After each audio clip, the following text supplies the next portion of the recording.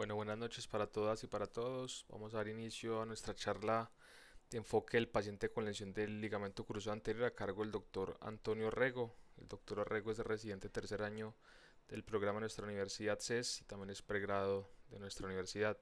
Doctor Antonio, buenas noches. Muchas gracias por acompañarnos el día de hoy. Adelante con su ponencia. Jorge, mil gracias. Bueno, hola a todos, ¿cómo están? Ya Jorge pues me presentó. La idea es que hoy hablemos un tiempo del enfoque de las lesiones del ligamento cruzado anterior, sobre todo en el contexto agudo, en un contexto de una primera atención que nos llega al paciente, que debamos hacer una sospecha clínica, un abordaje diagnóstico y un primer abordaje en cuanto al tratamiento. Voy a apagar mi cámara para que se pueda correr bien la presentación. Bueno, entonces lo primero y los objetivos que nos vamos a trazar durante la charla va a ser describir la anatomía detallada del ligamento cruzado anterior y su biomecánica. De ahí vamos a empezar a entender por qué y cómo se producen estas lesiones. Vamos a hablar de algunas funciones principales del ligamento cruzado anterior y por qué ésta está predispuesto a sufrir algún tipo de lesión. Vamos a entender cuáles van a ser los mecanismos principales que nos van a hacer entender o sospechar que estamos presentando o que estemos ante esta lesión. Vamos a describir cuál es el algoritmo diagnóstico que se utiliza hoy en día y qué herramientas tenemos, tanto clínicas como radiológicas. Y por último, vamos a hablar de cuáles van a ser las indicaciones pocas que existen en la literatura del manejo conservador y rápidamente qué tipos de tratamiento existen para esta lesión. Lo primero, en los aspectos anatómicos del ligamento cruzado anterior, está compuesto principalmente por dos bandeletas o dos haces, como se denomina en la literatura, unas anteromedial y unas posterolateral. Estos haces principalmente van a inhibir o van a controlar la traslación anterior de la tibia y la rotación que pueda presentar este. Estos haces están principalmente llamados o denominados según la inserción a nivel, o perdón, su inserción a nivel tibial, en un as anteromedial siendo ligeramente más anterior y medial, como su nombre lo dice, y un as posterolateral en forma de reloj de arena, más hacia la región posterolateral a nivel de la tibia. El ligamento cruzado anterior también tiene una membrana sinovial propia, que van a estar después de su inserción femoral, va a transcurrir o recurrir un curso oblicuo y rotación externa dentro de la articulación a ubicarse hasta la región más medial y anterior a nivel de la tibia. Está compuesto principalmente por fibras de colágeno tipo 1 y tejido sinovial, teniendo una longitud aproximada del as anteromedial de 33 milímetros y del as posterolateral de 18 milímetros y un grosor principalmente de 11 milímetros. Existen dos huellas que son muy importantes a la hora de realizar un manejo quirúrgico o tener en cuenta en la parte anatómica del ligamento cruzado anterior, y es una huella femoral que es de donde se origina. Y este va a originarse principalmente en la superficie medial del cóndilo femoral lateral, posterior a la muesca intercondilia. La muesca intercondilia la denominamos aquí como el lateral intercondylar ridge en la imagen de la izquierda, que esta nos va a dividir entre superior o anterior y posterior, o superior e inferior, y a su vez en este cuadrante inferior vamos a encontrar el sitio o la huella para la inserción del as posterolateral y el as anteromedial, como se describe en la imagen.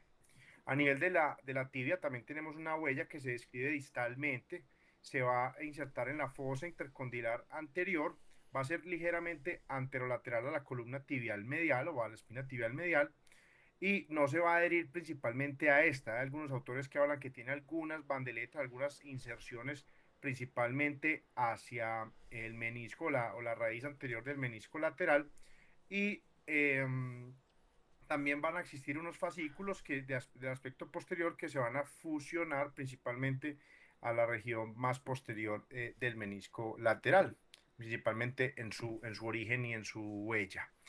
A nivel más anatómico vamos a tener, y esto es importante reproducir cuando estamos hablando de los aspectos quirúrgicos, debemos reproducir una orientación normal del ligamento cruzado anterior, y si vemos en la imagen de la izquierda cuáles son las medidas aproximadas que se han hecho en diferentes estudios biomecánicos, principalmente por el doctor Noyes, que es uno de los autores que más has descrito de la anatomía y las lesiones, principalmente alrededor de la rodilla, y una inclinación, una configuración hacia aproximadamente las 10:30 o las 11 de esta superficie del cóndilo femoral lateral en su región más medial. El ligamento cruzado anterior es una estructura que también va a estar irrigada y vascularizada e inervada principalmente vascularizada por las ramas geniculadas superiores, medias y inferiores, tanto mediales como laterales, y va a estar en su parte nerviosa, inervada principalmente con un aspecto de propiocepción por ramas articulares del nervio tibial, como lo podemos ver en la imagen de la derecha. En cuanto a los aspectos biomecánicos, es importante saber que la orientación específica de cada uno de estos haces permite que en extensión los haces sean inicialmente paralelos, pero el haz posterolateral sea más tenso que el haz anteromedial, que va a estar más laxo, mientras que en flexión va a pasar completamente lo contrario, y el haz anteromedial va a generar cierta rotación sobre el haz posterolateral, haciendo que el haz posterolateral sea más laxo y el haz anteromedial sea más tenso. Es por eso que las rupturas aisladas del ligamento cruzado anterior, específicamente cuando se produce una ruptura o una rotura de alguno de los haces, como el haz posterolateral, por esta rotación que permite o este pivote que hace, causa mayor efecto en el Lachman, mientras que una ruptura aislada del haz anteromedial va a tener mayor efecto en el cajón anterior cuando se evalúa a 90 grados. Las funciones principales del ligamento cruzado anterior, recordemos, es el principal estabilizador eh, estático contra la traslación anterior de la tibia. Va a representar hasta un 86% de la fuerza total contra esta traslación. Es un estabilizador secundario en la rotación interna y la angulación en valgo. Y esto es importante entenderlo porque esto es un mecanismo por el cual, o como el cual se producen algunos o la gran mayoría de los mecanismos de trauma, y se ha descrito que hasta la traslación anterior de la tibia puede llegar a resistirse por este ligamento hasta 110 newtons. La máxima fuerza tensil del ligamento cruzado anterior en algunos estudios ha llegado a ser de los dos haces, ha llegado a ser de 1725 newtons, pues es un aspecto, digamos, más que describe en los libros que algo que se vaya a hacer mucho, pues, o se utilice muy relevante. En cuanto a los aspectos epidemiológicos, se producen alrededor, en Estados Unidos, alrededor entre 200.000 a 250.000 lesiones al año. Cada uno de estos pacientes se lleva por lo menos alrededor de $13.000 por cirugía. Existe un dato muy importante, y es que existe una mayor incidencia en los hombres, obviamente por los traumatismos, por las actividades deportivas, pero las mujeres tienen un riesgo relativo entre 2 a 8 veces mayor que los hombres, principalmente por aspectos biomecánicos y anatómicos. Existen unos factores que predisponen a esta lesión, como los deportes de contacto, el mecanismo de trauma el que se produce, el salto, la falta de activación muscular, el hecho de ser mujer, la estenosis del notch o la muesca intercondilia, que genera una especie de tope o de cizallamiento, las fuerzas del cuádriceps, y una lesión previa puede aumentar hasta 25 veces el riesgo de que exista una re-rotura. ¿Cómo es el mecanismo de trauma? Se ha descrito un mecanismo de trauma indirecto en el que el paciente realiza un apoyo en ligera flexión de la rodilla, algunos otros puede ser en extensión, y en extensión y rotación externa del resto de la tibia. Es aquí cuando se produce principalmente el traumatismo, digamos, indirecto. Mientras que en el traumatismo directo ocurre cuando nuevamente existe un trauma ejercido desde la región más lateral de la rodilla que logra hacer un valgo forzado de la rodilla. Entonces tenemos dos principales, el valgo y la rotación externa para estas lesiones, y en una posición de semi flexión aproximadamente entre 15 a 20 grados. Bueno, ¿cómo vamos a hacer el diagnóstico de esta lesión? Entonces, lo primero es la parte de anamnesis, describir o preguntar al paciente cómo fue el mecanismo del trauma. Por lo general, los pacientes refieren sentí que se me salió la rodilla, o sentí un traquido, se me hinchó la rodilla, pues hablamos de algo de fusión articular. Siente después de la lesión algunas características de inestabilidad, y por último vamos a complementar toda esta anamnesis con un examen físico. Ha habido varios estudios que han logrado o que han intentado describir, según la anamnesis, cuáles son los signos que más y los signos y síntomas que más se reproducen en la población cuando estamos al frente o cuando tenemos una asociación con una lesión del ligamento cruzado anterior, y vamos a tener lo que los pacientes describen como la sensación de traqueo, la sensación de que algún resalto o sintió que se le rompía algo cuando cuando fue el mecanismo del trauma, y que no pudo continuar con la actividad que estaba realizando. Cuando los pacientes refieren una sensación de que la rodilla se les va, lo que les mencionaba, una sensación de inestabilidad, también con unos, digamos, con unos datos estadísticos más importantes, y que cuando vamos al examen físico, los pacientes obviamente tienen mayor laxitud, o inestabilidad o traslación en la maniobra de cajón anterior y en la maniobra del Lachman, que la vamos a describir. ¿Cómo se realiza inicialmente el cajón anterior? Utilizamos fijar el pie y utilizamos con ambas manos, tomar la tibia en su región más proximal. Siempre esto debe hacerse realizado, ojalá con el paciente con los isquiotibiales relajados, porque uno de los falsos negativos de esta prueba es que los pacientes mantienen una contractura por el dolor y no permite hacer esta prueba. Otra de las maniobras que tenemos al examen físico es la maniobra del Lachman. La maniobra del Lachman, usualmente se realiza en unos 20 a 30 grados de flexión de la rodilla, fijando el fémur con una mano, mientras que con la otra mano intentamos trasladar hacia anterior la tibia. Un desplazamiento de esto, de 1, 2, 3 centímetros, va a definir el grado de lesión que tenemos y si existe tope o no. También va a definir el tipo de grado que tenemos de esta lesión. Existe otro signo, estos lo han descrito como uno de las maniobras más específicas cuando evaluamos un paciente. El problema es la sensibilidad que tiene cuando el paciente está en el consultorio, ya que el paciente es muy aprensivo para esta maniobra. Es hacer una maniobra de pivote en el que buscamos hacer extensión y buscamos, no solamente extensión y valgo, sino intentamos, con una flexión pasiva de la rodilla, vean cómo se traslada hacia anterior y hacia posterior, primero el fémur, ¿cierto? Y la tibia se intenta ir hacia atrás, pero lo que está pasando es que la tibia vuelve a intentar encajarse. Esto no solo habla de la lesión o de la inestabilidad anteroposterior que tiene el paciente, sino la inestabilidad también rotacional. Se han realizado también, estudios para ver cuál es la sensibilidad y especificidad de cada una de estas maniobras, y se sabe que en el paciente sin anestesia, cuando se le realiza un cajón anterior, va a estar principalmente con una sensibilidad de aproximadamente el 55%, pero con una especificidad del 92%. Cuando se les evalúa una prueba de Lachman, tenemos una sensibilidad mucho mayor, hasta el 85%, y una especificidad un poco mayor, hasta el 94%. Y el pivot shift, vean la poca sensibilidad que tiene cuando el paciente no está anestesiado, pero la tan alta especificidad que tiene, si la prueba se encuentra positiva. Cuando en este mismo estudio, posteriormente, cuando evaluaron al paciente bajo anestesia, veían cómo aumentaban las sensibilidades de cada una de estas pruebas, siendo el 77 para el cajón anterior, del 97 para el Lachman y el 74 para el pivote. Obviamente manteniendo estas especificidades. Entonces esto nos habla de que lo ideal, pues, sería siempre solamente el paciente nos llega a nosotros a consulta o urgencias y lo evaluamos ahí, pero cuando estamos, en el momento quirúrgico, en el acto quirúrgico, debemos evaluar de manera preoperatoria, cada una de estas maniobras porque aumenta, pues, su rendimiento.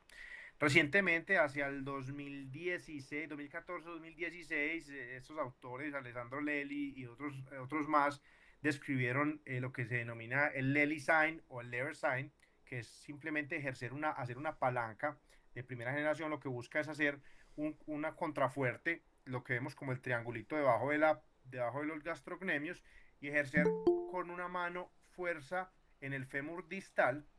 ¿Y qué pasa aquí?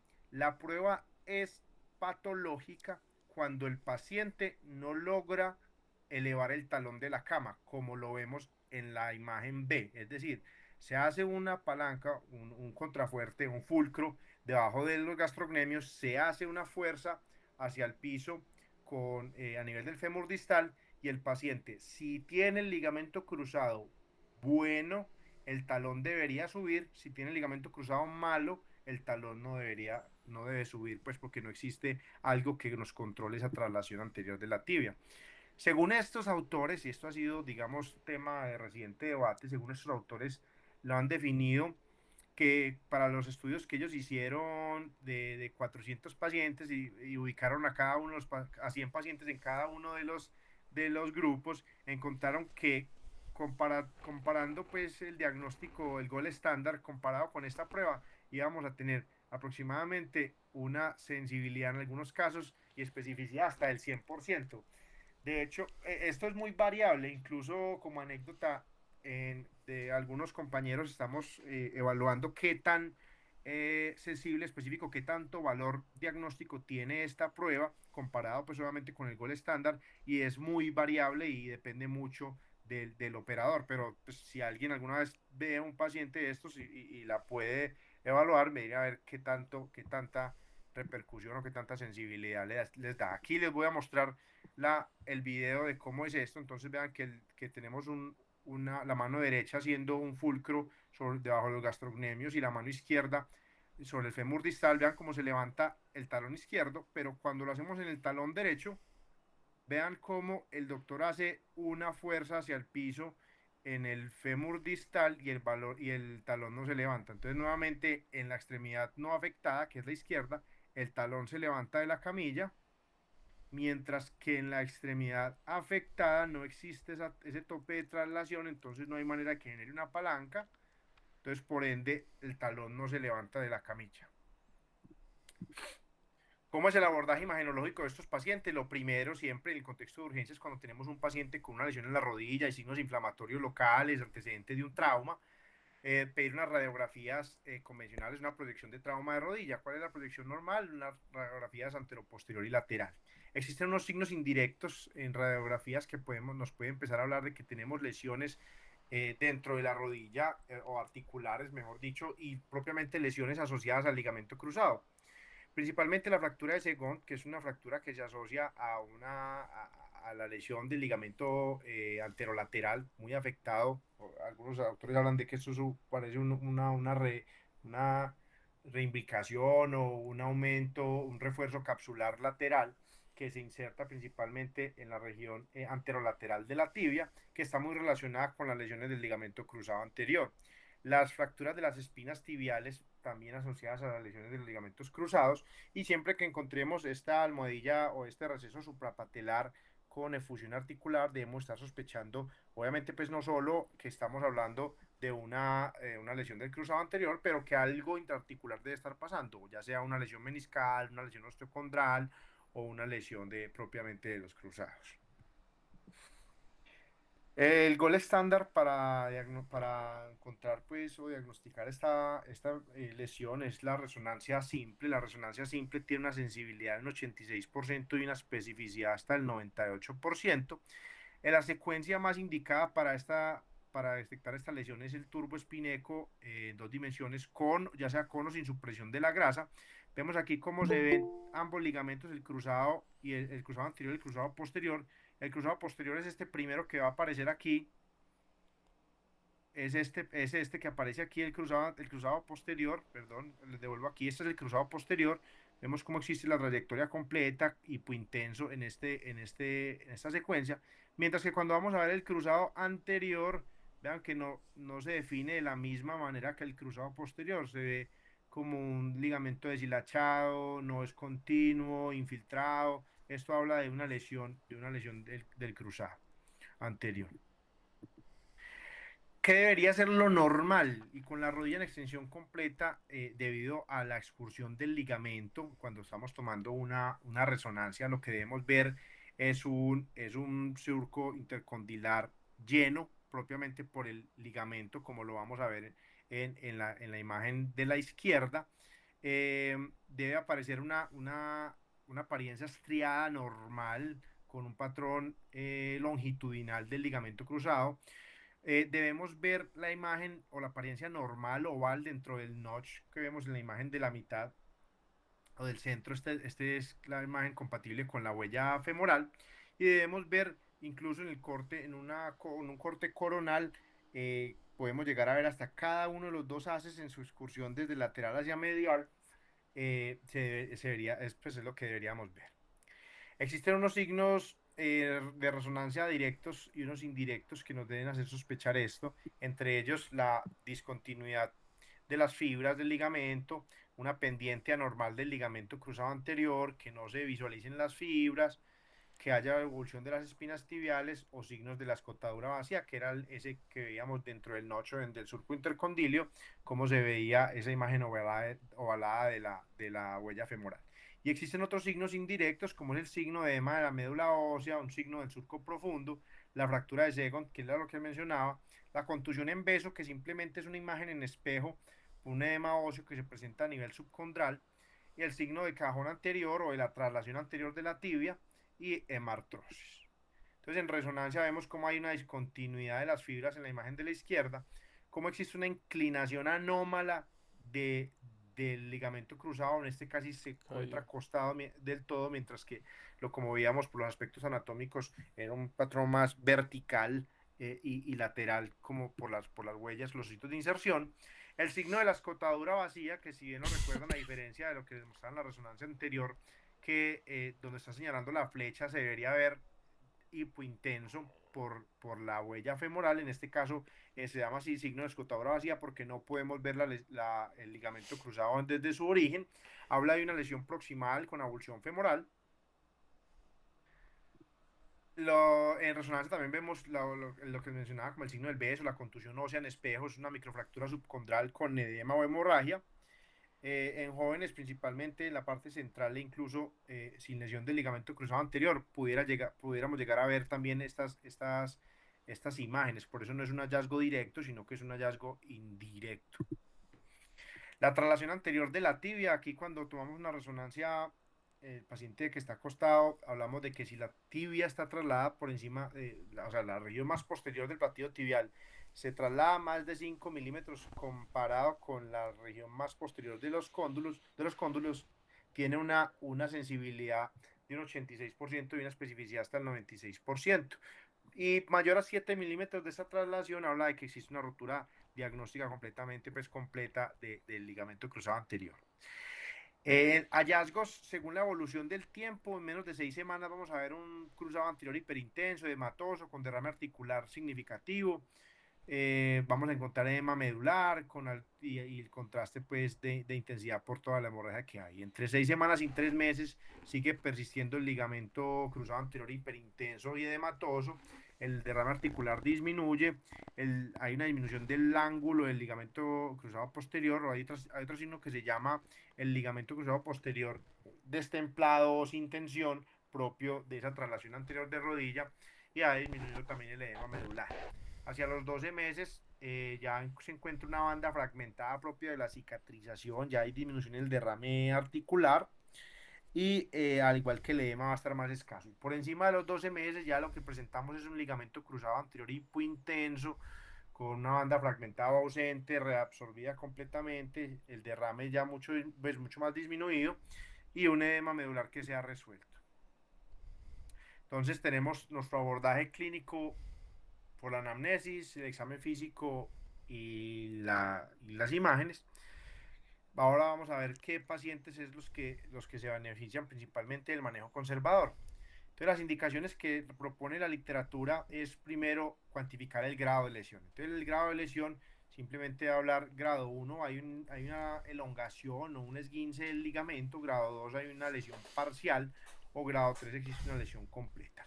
Para los pacientes que podemos optar por un manejo conservador, son los pacientes que pueden estar en una más o menos entre 30 y 50 años con una lesión aislada del ligamento cruzado anterior.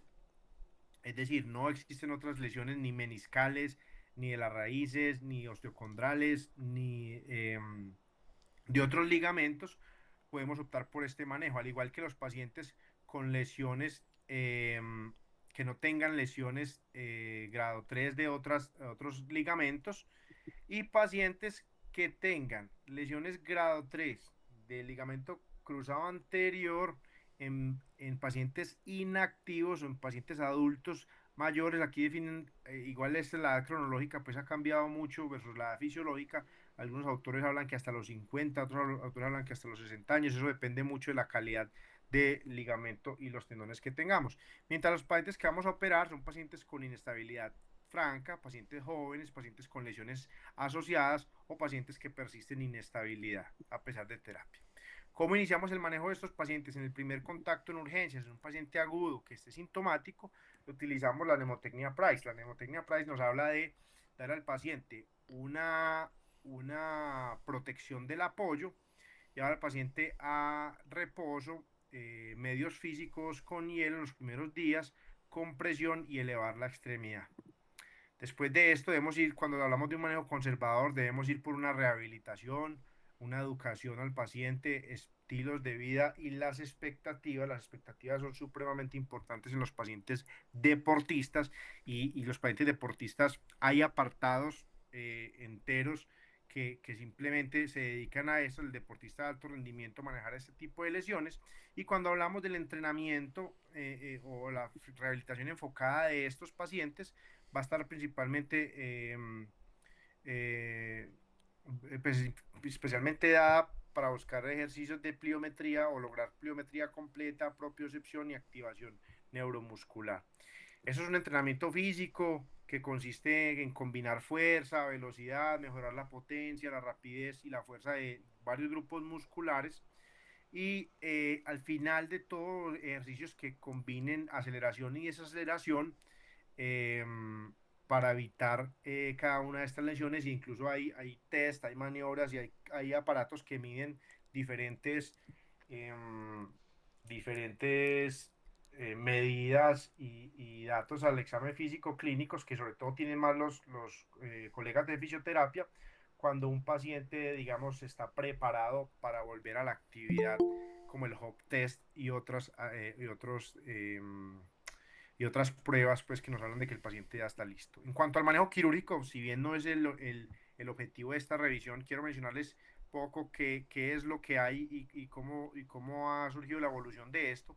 Empezamos desde 1850, cuando inicialmente se trataban con inmovilizaciones, solo hasta 1895, casi 1900, la primera cirugía abierta de construcción del ligamento cruzado. Después de 1908 y a 1912 se empezaron a utilizar por primera vez aloinjertos y la utilización y pues, la invención del artroscopio. Posteriormente empezamos a hablar de los diferentes sitios de toma de injertos autólogos, ¿no? o aloinjertos, ¿cierto? De isquiotibiales, técnicas que utilizaban no solo tejidos blandos, sino también hueso. Hacia los 90 y antes de los 90, los 90 y los 2005, 2006, lo que más se utilizaba y el gol estándar era utilizar las técnicas HTH que hablaban hueso, tendón y hueso. Después empezaron a hablar otras técnicas como de cuádriceps y hueso y ya después se empezó a utilizar hacia 1980 la técnica artroscópica asistida para reconstruir esta lesión. Ya de utilizar uno versus otro es, digamos, tema un poquitico más avanzado, más específico, pero es importante que sepamos cuáles son las diferentes técnicas o injertos utilizados y que existen principalmente dos maneras de realizarlo que se ha descrito. Existen técnicas anatómicas y técnicas no anatómicas. Las técnicas anatómicas, como su nombre lo dice, busca reconstruir la anatomía específica de cada una de las huellas, de el diámetro, la longitud y la biomecánica del ligamento cruzado nativo, anterior nativo, que va a ser fundamental para el éxito, utilizando túneles óseos en estas huellas anatómicas. Mientras que la colocación no anatómica puede llevar a recurrir o a incurrir en errores técnicos y fallas en la utilización de los injertos y en las cirugías y evitar a que el paciente presente recidivas.